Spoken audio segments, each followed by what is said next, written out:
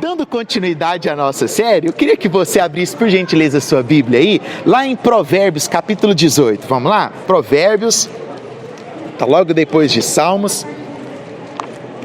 Provérbios, capítulo 18. Eu quero ler com você do versículo de número 20 ao versículo de número 22, tá bom? Provérbios, capítulo 18, versículo 20, 21 e 22. Diz assim: as palavras sábias saciam como uma boa refeição. As palavras certas dão satisfação. A língua tem poder para trazer morte ou vida. Quem gosta de falar, arcará também com as consequências. O homem que encontra uma esposa, encontra um bem precioso e recebe o favor do Senhor. Eu vou ler mais uma vez o versículo 22. O homem que encontra uma esposa, encontra um bem precioso e recebe o favor do Senhor. Palavra do Senhor. Na nossa série, hoje nós estamos entrando no 4º episódio. E como eu mencionei para alguns, nós vamos fazer uma espécie de minissérie dentro da nossa série Biografias, certo? E essa minissérie vai, logicamente, homenagear aquelas que são as mais importantes dentro do nosso contexto. Nosso grupo de discipulado não seria nada, nosso grupo do WhatsApp muito menos, nossa tribo não seria nada, todos os nossos eventos não teriam graça nenhuma, né? Prova disso é que as reuniões que a gente faz de homens são legais. Não, era para falar que não.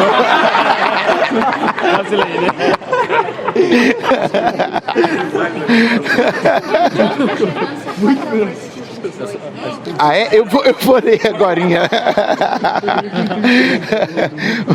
Bom, né, o ponto que eu queria chegar é que, né, nesse nosso episódio de hoje, no da semana que vem e no próximo, nós vamos fazer uma sequência de biografias apenas femininas. Nós teremos então 3 biografias de mulheres que foram mulheres nobres e que foram extremamente importantes dentro do contexto cristão. Então, essa nossa pequena minissérie dentro da nossa série Biografia se chamará As Catarinas. Eu selecionei 3 Catarinas que marcaram a história cristã e eu quero compartilhar um pouco sobre a vida dessas mulheres com você. A vida dessas mulheres serve de base para você que é mulher e serve de inspiração também para você que é homem, para que você, como homem, possa buscar no Senhor aquilo que Salomão nos ensinou. Aquele que encontra a esposa encontra o quê? Um bem precioso, tá certo? Bom, o advento da Reforma Protestante foi um momento fundamental para a igreja. Nós tivemos um marco histórico no contexto da igreja em si, né? E não apenas na característica teológica, tudo bem? Quando nós falamos de Reforma Protestante, você lembra que, a Reforma Protestante separou, né, a Igreja Católica por um lado e a Igreja Evangélica para o outro. Não, vários conceitos estiveram em torno da Reforma Protestante. Eu acho que nós precisamos de mais uma série sobre Reforma Protestante em si, né, para falarmos, por exemplo, das características sociais, das características educacionais, da importância no contexto geral da Reforma Protestante em si. E um ponto que foi extremamente fundamental, um marco da Reforma Protestante, foi o casamento. Porque até então, os padres eram proibidos pela igreja de se casar. E ao instituir a reforma, ou seja, ao mudar o paradigma cristão, os reformadores tinham um conceito muito bem formado na sua mente, que era o quê? O casamento. Lutero, por exemplo, foi um desses. Assim que, né, ele pregou as 95 teses na porta da igreja de Wittenberg e instaurou ali toda a revolução, né, a primeira coisa que ele fez foi o quê? Foi procurar um casamento, né? E o casamento é o que todo bom homem sensato faz na sua vida, né? Ele quer se dar bem na vida, ele vai fazer o quê? Vai procurar um casamento, né? Foi o que Lutero fez. a reforma protestante foi também um marco nesse paradigma de que o casamento tornava-se uma possibilidade para o ministro cristão. E isso gerou um reboliço muito grande. Esse novo papel, então, com essas reformas significativas da igreja, mudou de forma substancial a história em si. Não só na questão de valorização da mulher, mas também do aspecto de capacidade e possibilidade intelectual para a mulher. Porque a partir daquele momento, não só os padres podiam pegar a Bíblia e ler, mas as esposas dos novos padres, que seriam os pastores, também poderiam começar a ler a Bíblia, também poderiam ter experiências com a leitura dos textos sagrados. E esse movimento foi fundamental, incentivado por Lutero, por Calvino e por tantos outros. Nesse movimento, principalmente da Reforma Protestante, algumas mulheres foram marcos fundamentais. E eu quero, no episódio de hoje, no próximo episódio, falar de duas Catarinas que estiveram dentro do aspecto da Reforma Protestante. A primeira Catarina delas, que é a Catarina de hoje, é a Catarina Zell, se escreve com Z-E-L-L, Catarina Zell. Na verdade, o nome dela era Catarina Schutz e ela recebeu o sobrenome Zell por se casar com Mateus Zell. Mateus Zell, ele era um padre católico romano que tinha um estilo de pregar muito peculiar. Ele batia muito em algumas teclas que eram fundamentais para a igreja, e essa forma dele incisiva de pregar acabou trazendo alguns bispos para olharem de forma muito ruim para ele, tanto que num futuro eles iriam até expulsá-lo da igreja. Esse Mateus Zell foi um grande pregador que pregou na cidade de Estrasburgo, que era a cidade natal desta Catarina, que nasceu em 1497 numa família de artesãos. E ali na cidade de Estrasburgo, ela cresceu dentro dessa família, que era uma família católica, mas que era aberta para as coisas que estavam acontecendo no mundo naquela época. E a principal notícia que aconteceu no mundo daquela época era: está acontecendo alguma coisa dentro da igreja. As coisas estão mudando. Ouviam-se falar de algumas pessoas na Suíça, algumas pessoas na França, que estavam transformando o contexto ali, pregando coisas que estavam na Bíblia e que ninguém sabia que estava na Bíblia, e condenando coisas que alguns diziam que estava na Bíblia, mas que na verdade não estava na Bíblia. Essa mensagem de revolução e de reforma chega a Estrasburgo, e essa menina muito inteligente cresceu ouvindo dessa doutrina, cresceu aprendendo sobre essa doutrina, e não por ironia do destino, mas por mãos sobrenaturais, ela frequentava uma igreja em Estrasburgo que tinha como padre Mateus Zell. E esse Mateus, começando então a pregar com essa visão e esse conceito de mudança, inspirava cada vez mais essa garota. E todas as vezes que ela ia na igreja, quem que estava pregando lá? O Mateus. E o Mateus, sempre ao pregar na igreja, como um bom pregador, se dirigia a todas as pessoas e via sentada lá no fundo da igreja quem? Aquela garota chamada Catarina. Eu posso extrair um primeiro princípio daqui: você só vai encontrar a pessoa certa para a sua vida dentro da igreja. Catarina foi a pessoa certa para Mateus Zell, e Mateus Zell foi a pessoa certa para Catarina. Não adianta procurar fora da igreja. Procurar a pessoa certa fora da igreja é querer fazer da coisa errada a coisa certa. Não vai dar certo. Não adianta fazer o errado querendo que dê certo. Vai dar errado. E o que aconteceu então? Os dois ali naquela igreja, naquele mesmo convívio, marcavam umas pizzas no final da igreja e tal, fizeram um grupo ali da galerinha da igreja para combinar umas coisas. Mateus adicionou a Catarina no grupo, tal, mandou umas figurinhas para ela um dia lá. Os dois se casaram, E aqui começa uma linda história de duas pessoas que tinham a mesma visão. No ano de 1523, os dois se casaram. E o que aconteceu automaticamente com Mateus? Foi excomungado da igreja. Porque, como padre, ele não podia casar. Independente daquilo que ele estivesse pregando, e os bispos já estavam meio grilados com a forma que ele pregava, o que aconteceu? Logo após o casamento, eles o expulsaram da igreja. E aí, Catarina, dentro dos seus diversos escritos, ela escreveu algo muito interessante sobre os dois. Ela escreveu o seguinte: o que nos uniu e nos manteve juntos não foi prata nem ouro. Nós dois possuíamos algo mais elevado. Cristo foi o marco diante de nossas vidas. Não era a posição eclesiástica dele, não era porque ele era um líder famoso na cidade de Estrasburgo, não era porque ela era a menina mais bonita da igreja, é porque tinha um centro dentro do coração dos dois, Cristo Jesus. Mais uma coisa para o seu coração: se você quer que seus relacionamentos, e aí eu não estou falando só do seu futuro casamento não, mas pode considerar o seu futuro casamento, para dar certo, Cristo tem que ser o centro, não é prata nem ouro, é Cristo, que era o marco das vidas deles, também tem que ser o marco das nossas vidas.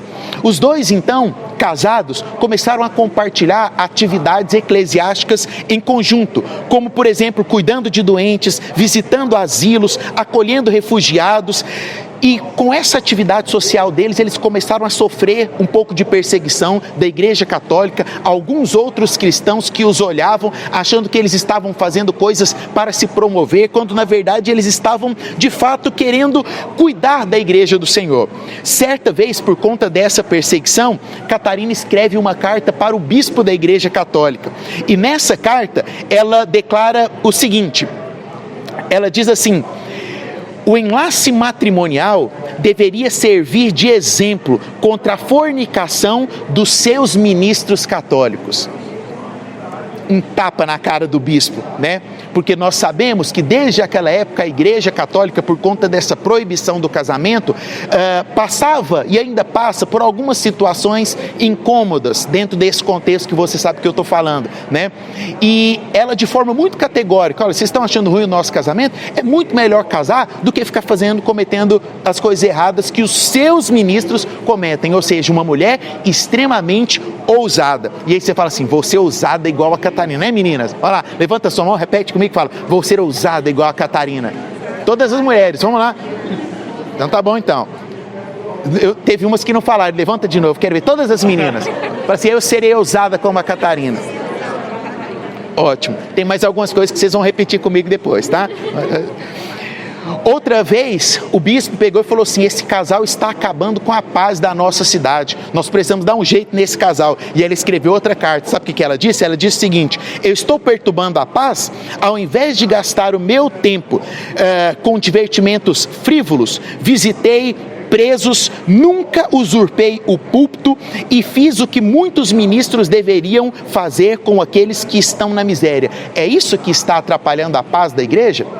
Ou seja, uma mulher que sabia o que estava fazendo, uma mulher que tinha conhecimento da importância da atividade social a qual ela fazia. O clima político-religioso naquela região começou a acirrar e os protestantes começaram a ser extremamente perseguidos. Um dos motivos da perseguição era sobre a questão da Eucaristia, né? Uma desavença que existia sobre a questão do pão e do vinho, né? Que a Igreja Católica dizia que o pão e o vinho era transubstanciado, transformava no corpo de Cristo, né? E os protestantes falavam: não, isso é só um símbolo, né? E vários outros assuntos, como as indulgências e tudo mais. E muitos homens começaram a ser perseguidos, como por exemplo, Martin Bucer, um tal de João, que foi abrigado. Esse João foi perseguido lá na França e veio fugido da França e ficou vários meses abrigado na casa de Catarina em Mateus. O sobrenome desse João era Calvino, tá? Mas enfim, continuando, né? Ela coordenava o acolhimento de diversos refugiados, diversos fugitivos. Certa vez, Zwinglio veio fugido também da Suíça para passar um tempo ali na casa dela. E aí as pessoas perguntavam: nossa, esse povo todo vem e fica aí na sua casa, não atrapalha vocês? Ela escreveu o seguinte: fui nesses períodos serva e cozinheira desses homens que eram homens extraordinários. Meninas, levantem suas mãos, repitam comigo, fala assim: serei serva porque casarei com um homem extraordinário. Vocês entenderam, né? A indireta para vocês, né? Seja um homem extraordinário, que você terá uma mulher para te servir. Anotou essa daí? Anotou? Vou postar no Twitter hoje. Nem tem Twitter. Continuando, partindo para a parte final da vida de Catarina, né? Houve uma guerra que foi chamada Guerra dos Camponeses, que atingiu aquela região. E essa guerra assolou ali o contexto por 6 meses. E durante 6 meses, Catarina e Mateus não deixaram de acolher pessoas em suas casas. Teve uma vez que eles acolheram 150 refugiados. E aí você para e pensa, como? Como dar comida para 150 pessoas dentro da sua casa, né? Eles fizeram isso. E essa generosidade do coração dos dois transformava a visão que as pessoas tinham do evangelho e, consequentemente, do relacionamento. Alguns padres que não eram casados olhavam e falavam assim, o ministério de Mateus foi crescer, a vida dele foi melhorar, então não tem nada de errado com isso aí, na verdade tem alguma coisa de certo com isso. E eles começaram com a sua atitude, com a sua forma de viver, demonstrar para as outras pessoas ali a importância do relacionamento. Certa vez, Catarina foi convidada para escrever o prefácio do Inário da região da Boêmia. Esse inário eram alguns hinos, né, que serviam também de confissão de fé, para que aquelas pessoas pudessem cantar e exercitar a sua fé. E aí ela pegou e foi escrever o prefácio, mas aí sabe o que ela fez? Ela fez um comentário do prefácio e adicionou ali. E mais, ela pegou as suas próprias composições e adicionou ali naquele inário. Ou seja, uma mulher que não apenas tinha capacidade intelectual, não era apenas uma boa dona de casa, mas era também uma mulher que vivia uma vida espiritual. Alguém que já compôs alguma música? Quem toca? Compor música é a coisa mais... Você já compôs música? É a coisa mais difícil que tenta compor uma música. Aí depois você me fala, tenta compor uma música. A pessoa ela tem que ter, em primeiro lugar, muita inspiração, tem que ter talento, tem que ter dom e tem que ter vida com Deus para colocar ali naquelas letras. Era o que essa mulher tinha, era o que essa mulher fez. Só abrindo um parênteses aqui sobre dona de casa, tá? Naquela época, o termo dona de casa não é o termo pejorativo que às vezes usam hoje, não. Sabe o que era a dona de casa naquela época? Eu vou até aprofundar nisso na Catarina da semana que vem. A dona de casa daquela época, ela cuidava de todas as terras, todo o gado, toda a casa, toda a compra de comida, grãos, compra e venda e troca, toda a educação dos filhos, todo o dinheiro que entrava na casa era gerenciado pela dona da casa. Ou seja, era uma responsabilidade e um privilégio ser dona de casa. Não é que ela só ficava cuidando das coisas do marido dela, não. Ela era de fato uma mulher e no caso das mulheres da reforma, como por exemplo Catarina, ela fazia tudo isso aqui, sabe para quê? Para que Mateus, o esposo dela, Mateus Zil, pudesse ter tempo para preparar os seus sermões, pudesse ter tempo para visitar outras cidades. Enquanto isso, ela ficava ali na retaguarda, sendo de fato aquilo que a Bíblia ensina. Teve uma vez, ela correspondeu com cartas para vários homens, como Zuíglio, e inclusive com Lutero. E sabe o que ela escreveu para Martinho Lutero? Não sei se você sabe, na nossa série eu vou comentar mais sobre Martinho Lutero lá na frente. Já dei um spoiler, né? Mas, eu não sei se você sabe, Lutero era um cara bem carrancudo. Era um cara dos bravos, né? Para chegar e meter o pé na porta da igreja e pregar meter o pé não, né? Mas pregar as 95 teses, né? O padre da época escreveu uma carta para ele, mandou a carta para ele, ele chamou a galera e falou assim, vamos fazer uma fogueira na praça e queimar a carta do bispo aqui, né? Tinha que ser um cara bem dos grossão mesmo, né?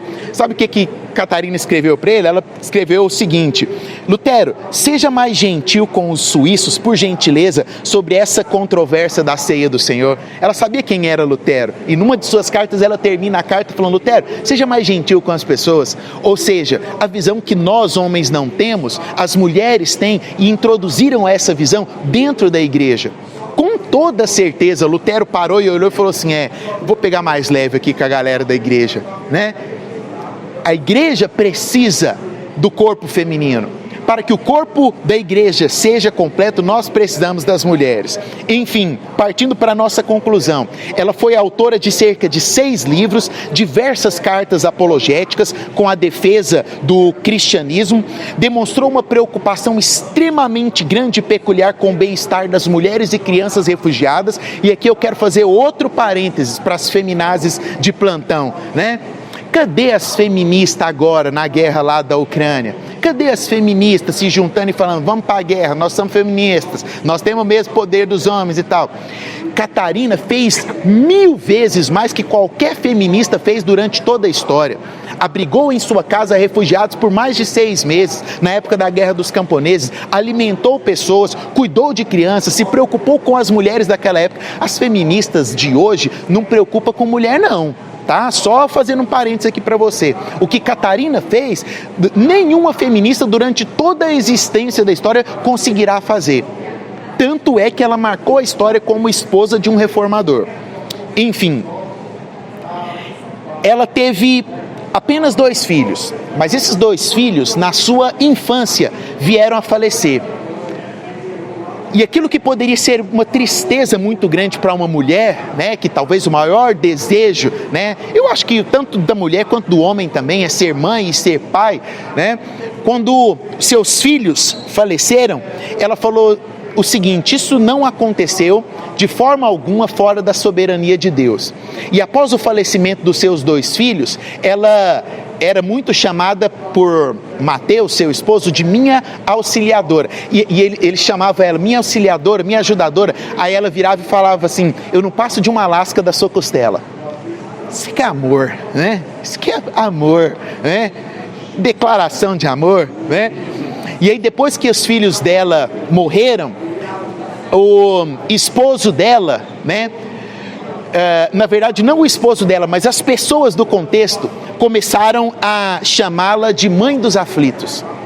Ela perdeu 2 filhos, mas ela ganhou centenas e centenas de crianças refugiadas às quais ela cuidou, que a chamavam de mãe dos aflitos. Jovens que chegavam e batiam na porta da casa dos 2 com fome, querendo comida, a chamaram de mãe dos aflitos.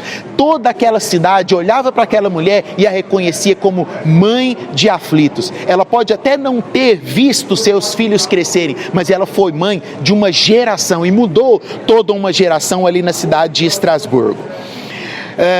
Seus últimos dias foram marcados por discussões com os jovens que estavam chegando para pregar na igreja e que não conheciam a palavra e falavam muitas heresias. Ela batia duro nesses jovens que pregavam coisas erradas. E com a morte de Mateus, ela foi responsável por organizar todo o funeral. E após a mensagem de Busser, que era um grande amigo da família, ela foi responsável por pregar também no funeral. Outras 2 vezes ela pregou, que foi no velório de 2 mulheres, que os padres daquela época não queriam fazer o velório, porque eram mulheres anabatistas.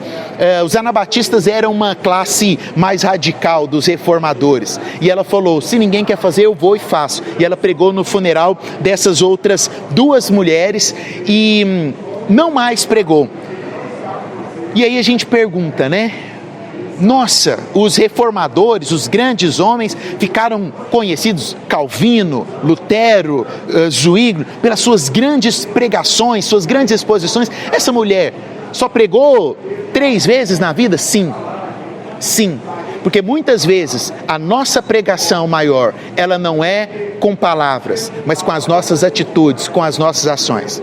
São Francisco de Assis disse: pregue em todo tempo e, se for preciso, use palavras.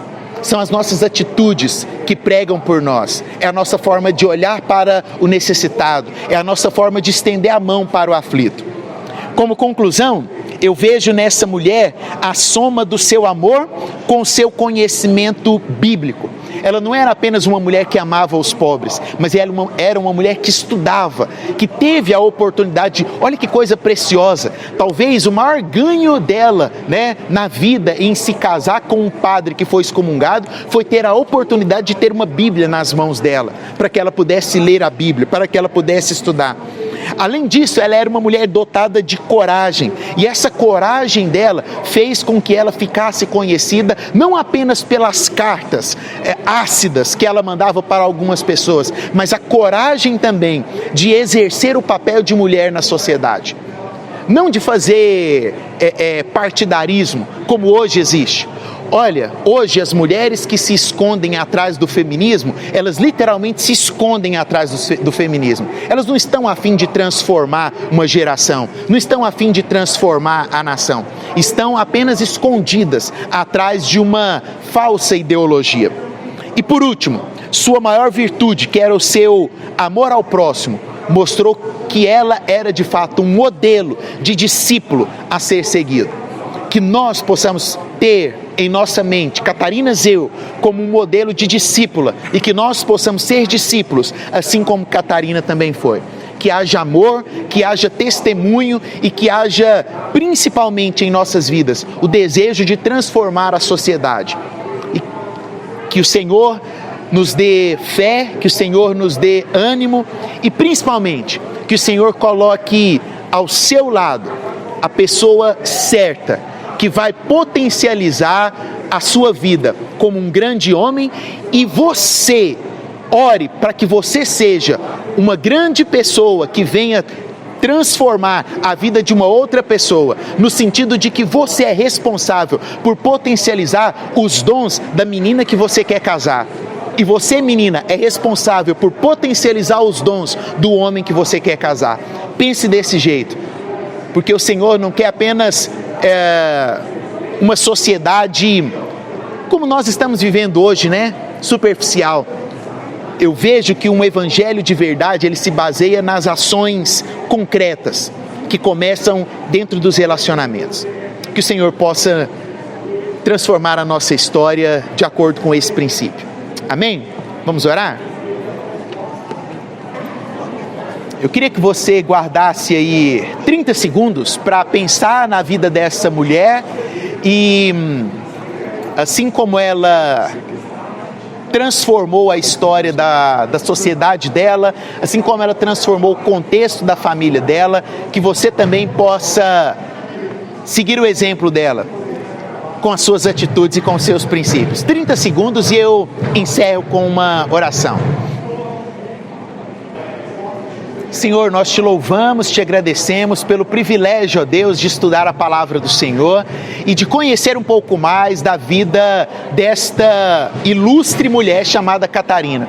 Ó Deus, que o exemplo dela seja também exemplo para os nossos corações. Que nós possamos, ó Deus, da mesma forma que ela, mudar a nossa geração, através do nosso amor, através dos nossos relacionamentos. Que nós possamos, Pai querido, de fato, sermos exemplo para essa geração. E que nós, ó Deus, possamos não querer transformar o mundo, mas que nós possamos começar a transformação, mudando a vida daqueles que estão ao nosso lado, gerando alegria no coração do nosso irmão, oferecendo amor, ó Deus, agindo com graça com aqueles que estão ao nosso redor.